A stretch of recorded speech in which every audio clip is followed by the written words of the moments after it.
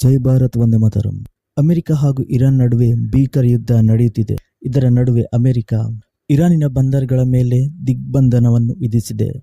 ಇರಾನ್ನನ್ನು ಶರಣಾಗಲು ಒತ್ತಡ ಮಾಡುವಂತಹ ತಂತ್ರವಾಗಿದೆ. 2019ರವರೆಗೆ ಇರಾನ್ನಿಂದ ಭಾರತ ಕಚ್ಚಾ ತೈಲಗಳನ್ನು ಆಮದು ಮಾಡಿಕೊಳ್ಳುತ್ತಿತ್ತು.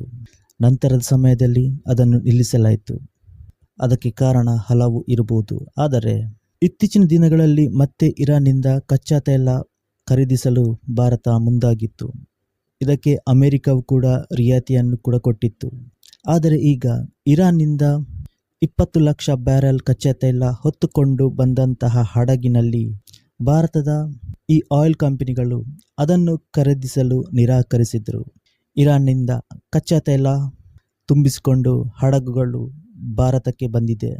ಆದರೆ ಇದನ್ನು ಯಾರು ಕೂಡ ಖರೀದಿಸಿಲ್ಲ. ಈಗ ಮತ್ತೆ ಭಾರತದ ಕಂಪನಿಗಳು ಇರಾನಿನ ಕಚ್ಚಾ ತೈಲಗಳನ್ನು ಖರೀದಿಸದೇ ಇರಲು ನಿರ್ಧಾರ ಮಾಡಿದ್ದಾರೆ.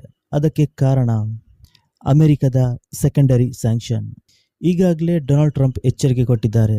ಇರಾನ್ಗೆ ಯಾರು ಈ ಮಿಲಿಟರಿ ಸಹಾಯ ಮಾಡ್ತಾರೋ ಅವರ ಮೇಲೆ ಒಂದು ಹೆಚ್ಚಿನ ಪ್ರಮಾಣದಲ್ಲಿ ತೆರಿಗೆ ಹಾಕ್ತೀವಿ ಅಂತ, ಹಾಗೆಯೇ ಸ್ಯಾಂಕ್ಷನ್ ಕೂಡ ಹಾಕ್ತೀವಿ ಅಂತ. ಈಗ ಅದೇ ರೀತಿ ಇರಾನ್ನಿಂದ ಕಚ್ಚಾ ತೈಲವನ್ನು ಖರೀದಿಸುವ ಸಮಯ ಮುಗಿದು ಹೋಗಿದೆ. ಮಾರ್ಚ್ 20ರವರೆಗೆ ಒಂದು ಅವಕಾಶವಿತ್ತು. ಇರಾನ್ನಿಂದ ಕಚ್ಚಾ ತೈಲವನ್ನು ಖರೀದಿಸಬಹುದು. ನಂತರದ ಸಮಯದಲ್ಲಿ ಅದನ್ನು ಕೂಡ ನಿಲ್ಲಿಸಿಬಿಟ್ಟಿದ್ದಾರೆ. ಅಕಸ್ಮಾತ್ ಇರಾನ್ನಿಂದ ಕಚ್ಚಾ ತೈಲವನ್ನು ಖರೀದಿಸಿದರೆ ಯಾವ ಕಂಪನಿ ಖರೀದಿಸಿದದೋ ಅದರ ಮೇಲೆ ಅಮೆರಿಕ ಸೆಕೆಂಡರಿ ಸ್ಯಾಂಕ್ಷನ್ ಹಾಕ್ತದೆ. ಈ ಸೆಕೆಂಡರಿ ಸ್ಯಾಂಕ್ಷನ್ ಅಂದರೆ ಇರಾನಿನ ಮೇಲೆ ಮೊದಲ ಸ್ಯಾಂಕ್ಷನ್. ಇರಾನಿನಿಂದ ಯಾವ ರಾಷ್ಟ್ರ ಕಚ್ಚಾ ತೈಲವನ್ನು ಪಡೆದುಕೊಳ್ಳುತ್ತದೋ ಅದು ಸೆಕೆಂಡರಿ ಆಗಿ ಪರಿಗಣಿಸಲಾಗುತ್ತದೆ. ಈ ಕಚ್ಚಾ ತೈಲವನ್ನು ಹೊತ್ತುಕೊಂಡು ಬಂದಿರುವಂತಹ ಆ ಹಡಗಿನ ಹೆಸರು ಡೇರಿಯಾ. ಇದರ ಮಧ್ಯೆ ನಾವು ಇರಾನಿನ ಕಚ್ಚಾ ತೈಲದ ಬಗ್ಗೆ ಒಂದು ಸರಿಯಾದ ಕ್ಲಾರಿಟಿ ಇಲ್ಲ. ಅಮೆರಿಕ ಯಾವಾಗ ಹೇಳುತ್ತೋ ಆಗ ನಾವು ಖರೀದಿಸುತ್ತೀವಿ.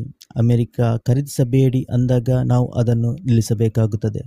ಭಾರತದ ಸ್ವಾತಂತ್ರ್ಯ ನೀತಿಯಲ್ಲಿ ಅಮೆರಿಕದ ಪ್ರಭಾವ ಯಾವ ರೀತಿ ಇದೆ ಎಂಬುದು ಇದರಲ್ಲಿ ಗೊತ್ತಾಗುತ್ತೆ. ಈ ಕಚ್ಚಾ ತೈಲವನ್ನು ಭಾರತ ಖರೀದಿಸದ ಕಾರಣ ಇಲ್ಲಿಂದ ಈ ಶಿಪ್ ಚೀನಾಕ್ಕೆ ಹೋಗುವ ಸಾಧ್ಯತೆ ಇದೆ. ಚೀನಾ ಹಾಗೂ ಇರಾನಿನ ಸಂಬಂಧ ತುಂಬ ಉತ್ತಮವಾಗಿದೆ. ಈ ಅಮೆರಿಕ ವಿರುದ್ಧ ಯುದ್ಧದಲ್ಲಿ ಚೀನಾ ತನ್ನ ಆಯುಧಗಳನ್ನು ಕೊಡ್ತಾ ಇದೆ. ಅಮೆರಿಕದ ಯುದ್ಧ ವಿಮಾನವನ್ನು ಪತ್ತೆ ಹಚ್ಚಲು, ಅವರ ಶಸ್ತ್ರಾಸ್ತ್ರಗಳನ್ನು ಪತ್ತೆ ಹಚ್ಚಲು ಚೀನಾದ ಸ್ಯಾಟಲೈಟ್ ಸಪೋರ್ಟ್ ಮಾಡ್ತಿದೆ ಎಂಬುದು ಅಮೆರಿಕ ಇತ್ತೀಚೆಗೆ ಒಂದು ಗಂಭೀರವಾಗಿ ಆರೋಪ ಮಾಡಿತ್ತು. ಇನ್ನು ಈ ಕಚ್ಚಾ ತೈಲ ವಿಚಾರದಲ್ಲೂ ಹಾಗೆ ಇರಾನ್ನಿಂದ ಈ ಕಚ್ಚಾ ತೈಲವನ್ನು ಚೀನಾ ಪಡೆಯುವ ಸಾಧ್ಯತೆ ಇದೆ.